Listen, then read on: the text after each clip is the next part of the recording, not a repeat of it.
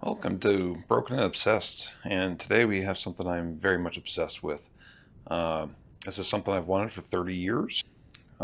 Here, I have not even picked this thing up. The only thing I have done is raise the lid and verify the serial number, close the lid, brought it home. I've got a bad itch. That was 2 weeks ago.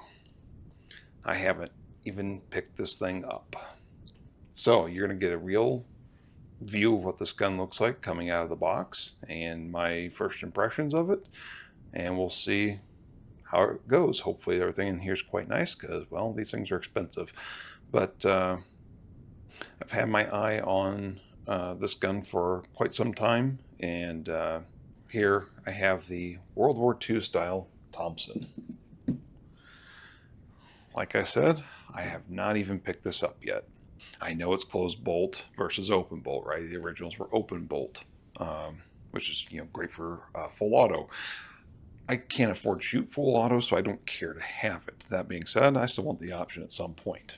So I want to be able to shoot things and enjoy them. I do have a couple World War II guns, and as much as I enjoy them, I always feel a little guilty shooting them. I want to shoot something, I want to be able to enjoy it, and not feel guilty about tearing up something that's original. Again, I haven't picked this up. It's same 10.5-inch smooth bore from World War II, or that's that style, right? Walnut stock and trigger, all the furniture. And they'll only accept a 30-round stick, or 20 or 30-round stick. Much to the dismay of my wife, who wants the drum. So they didn't use drums in World War II for a couple of reasons. One is weight. These things are already very heavy, and the drums are extremely loud. I just watched a video yesterday of somebody shooting a drum Thompson, and the thing rattled like crazy. So yeah, that's quite noisy. You want to be kind of quiet when you're in war. But I don't even know the manual arms here. I have fired a World War II Thompson. Shout out to the Cody Firearms Experience out in Cody, Wyoming. They are amazing. Had a ton of fun there. Shot that, I think, 4 years ago, maybe 5 now. And it was original World War II. Really neat story behind the gun. They knew the full history of it, which was really cool. But for me, like, I couldn't even tell you how hard the trigger pull was because my blood was pumping, my heart was racing, my adrenaline was going. That thing could have weighed 20 pounds when I pulled the trigger, and I wouldn't have been able to tell you that. But I tell you, that bolt going home to fire off that first shot was in slow motion. So here we go, first time picking it up. Oh yeah, that's got some weight.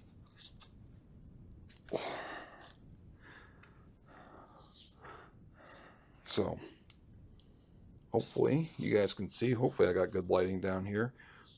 The finish is quite nice. There's little marks here, probably wear right off from being in the case, but other than holding out here, kind of awkward for the camera. There, I'm a little closer now. Yeah, this is weighty. That's kind of thing that'll throw my back out easily. So, as always, want to make sure your gun's clear. Coming straight from the dealer. I shouldn't say straight because it's been 2 weeks, but they put a zip tie in here. I don't know if the bolt locks back. Maybe it does with the magazine in it. Maybe it doesn't. I have no idea. Well, apparently it's strong enough to split the zip tie in half.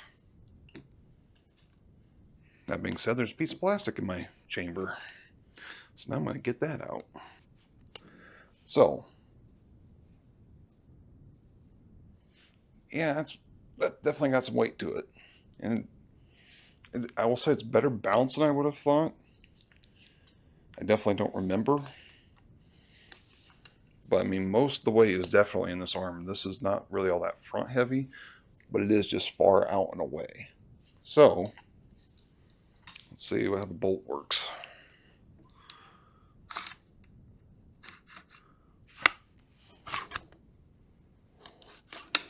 Well, I don't see a way of locking it back, but we have a little detent here. Doesn't click into it or anything. I don't think it locks open. We'll find out. I'll stick a magazine in here in a second. But first thing I gotta figure out here is how the trigger works, or how it feels. How it works. I pulled it. Freaking idiot. All right. Safety's off. Full rotation.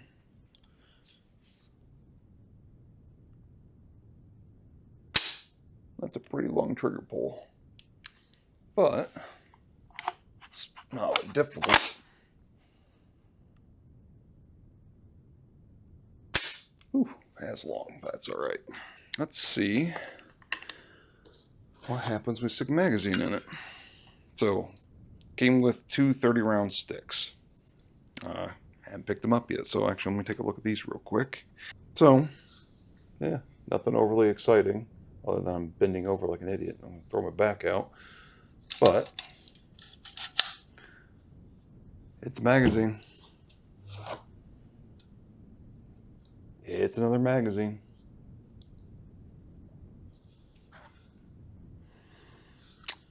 Okay, I might be wrong. Let's see if we can get that in the camera. That one's kind of oblong. That looks like it's re-drilled and welded, maybe. I don't know what the hell this is. See if we can't get up in here.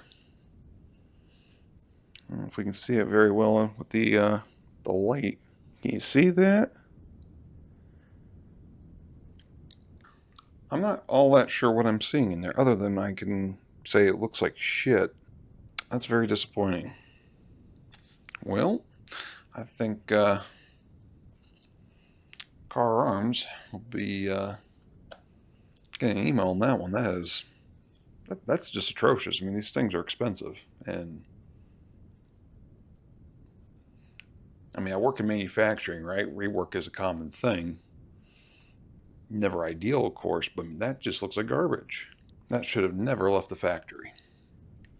So I do know we have dovetail joint here. So slide goes into the slot and somehow goes up, but that's already stiff. Like I said, I don't know how this thing works. I'm figuring it out. Alright, so here's what I'm learning so far. This guy pivots, kind of gets stuck here, so if I move that, it goes up. Okay, there we go. Oh, it's kind of hard, awkward to do.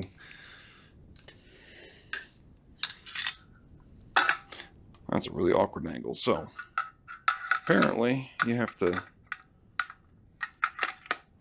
raise that up to load the magazine as well as eject. So now we're going to find out if it actually locks back.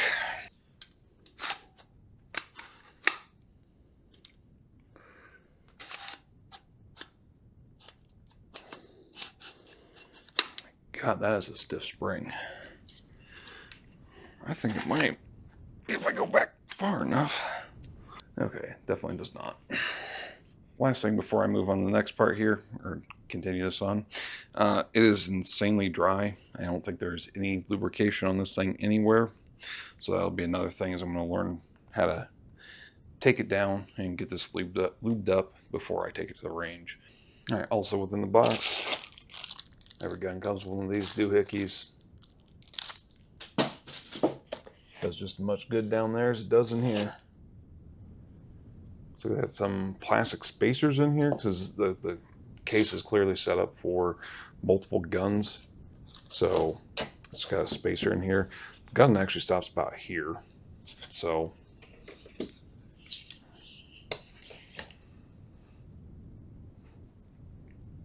I don't want 16 inches. 10 and a half, that's the only way to get this. Yeah, I do like that it's pre-cut for other accessories. So right here, I don't know if you'll be able to see it, there's very clearly the cutout for a drum magazine. This looks, oh wait, I'm retarded. I know it's a little dorky, but I do actually like it when they do send a manual with the gun, because I have no clue how to break this thing down. And the last thing I want to do is accidentally force something or take something apart and a spring comes flying out and I don't know where it goes. Even something basic. Most of them come with this, the manuals that have the 15 pages of warning, don't shoot yourself. Thanks, Mom. But, some disassembly steps is kind of nice. So I've picked on the gun a little bit here for being heavy. So we're going to figure out how much it actually weighs. Yes, you can look it up. I'm still going to see what it weighs myself. Because trust but verify. So I have my handy dandy scale from the bathroom. We'll see how accurate it reads. See if it even weighs this magazine. No. Let's see how much this weighs. Should read it. It's rather weighty. 10 pounds on the nose, then it reset to 0. So I don't know if we'll be able to pan that down and read it or not, but we'll give it a try.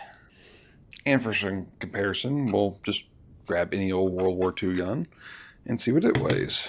I'll try not to put too much on it. Oh, you reset. It's in about 10.8 before it resets, thinking it's zeroing.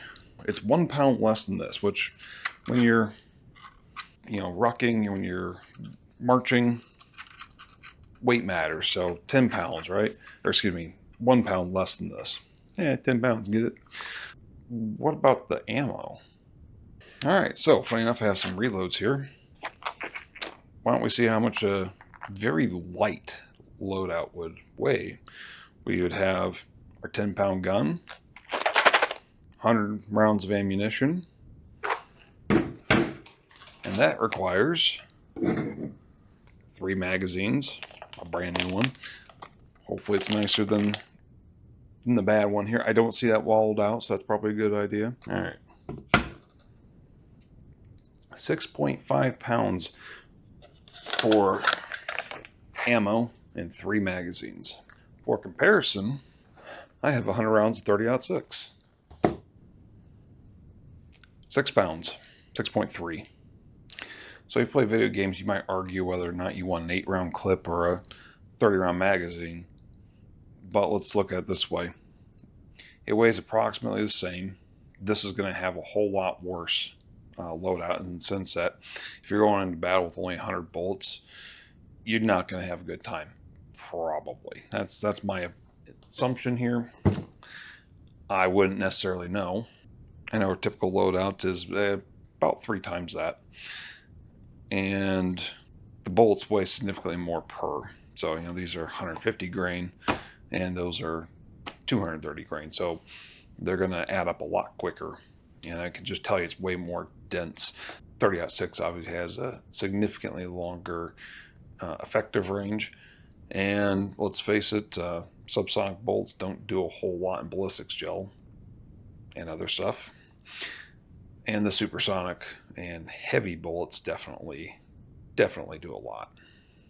Well, hello there. It's been about a month since I did the unboxing video, and I wanted to give a couple clarifications on this. I shot this a couple days after making the video, and I definitely learned a bit between taking it apart and getting some oil on it, as well as get some more information. So I'm going to start with the bolt lock back. With the safety on, this is how I was playing with it. Nothing. Turn the safety off. Didn't do enough. It goes back a lot better. Another thing I did for the last couple weeks is I stored it with the bolt lock back, and that seemed to make a big difference on the spring tension. It is significantly easier to pull back now than it was before. Still stiff. After shooting, I will say the handguard here did loosen up. I don't know how much I can tighten it, so if it loosens up again, I'm just going to put the Loctite on it. So, a little annoying, but not the end of the world. And I also contacted Auto Ordnance about the magazine that was all scratched up and everything. So, turns Turns out the dealer I bought this from apparently had given an extra magazine in this box. I couldn't get good clarification from Auto Ordnance whether or not this is the way the gun comes from the factory. They wouldn't answer that question. Like, hey, is this actually your case, or is this something aftermarket they did when they were selling it? Never gave me any information. Not even a hint. At any rate, the magazine only comes with one magazine. The other magazine must have been put in there by the dealer. As far as disassembling the gun, I had to go fetch out this long-ass screwdriver to take it apart, which is really annoying. I don't know how much I can show, so I'm not planning on a lot here, but suffice it to say, there is a, oops, don't slide. There's a takedown pin in the back here. Once you depress it and start sliding the receiver off, the pin gets caught about halfway down on the trigger group, and you have to have a long screwdriver to reach in there and push it up out of the way. So I haven't done this yet, but next time that I actually take this apart, I'm going to work on this guy here that holds the bolt-ins. This is a spring retainer of some sort. I don't know what the proper term would be, whatever. It's a doohickey. It's got some really sharp corners on this, so didn't catch myself on it, but there's actually quite a few sharp corners in this gun overall when you take it apart, but this is one that'd be pretty easy to catch myself on, I think, so I'll take a file to it. This is super, super sharp, but I did catch myself in the finger sliding the receiver forward. It's healed now, but very sharp, and I'm not going to be able to knock that down because I can't refinish it. Overall, I'm very much looking forward to getting this out in the range and seeing how she shoots. My only complaint at the moment is the magazine being wallered out. That's awful. I mean, it should never have left the factory, period, done. The smooth bore I'm very curious about. I will say I did contemplate getting this in the 16-inch barrel and then buying a rifle 10.5-inch and SBRing it after I'd already bought it. Price was right on an auction. Gun broker's a little dangerous if you like guns too much.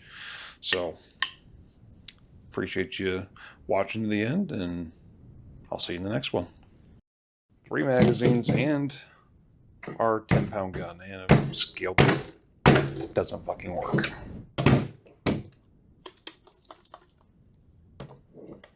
Gotta shake it like a baby, right? Nope, that didn't work either.